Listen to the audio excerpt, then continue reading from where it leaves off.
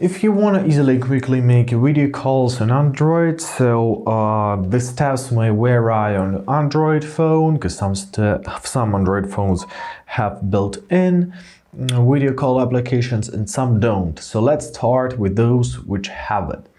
Open up your phone application, now find your contacts option, choose any contact, for example this one, right? And here you'll see your variants, so you can call, you can send a message, or you can make a video call. And basically that's how it works, right? However, if your phone doesn't have it, we also have our Google Duo app. So open up your Play Store, choose your search tab, now find your Google Duo.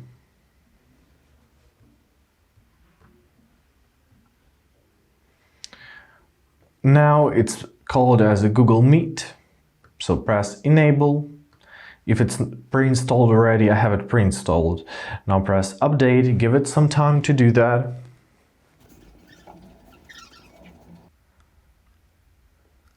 Now press open. So press continue to Google Meet. Press new, and here you can choose from one of the contacts. So choose your contacts, create and share a link, right? And that's how you can make video calls through your Google Meet.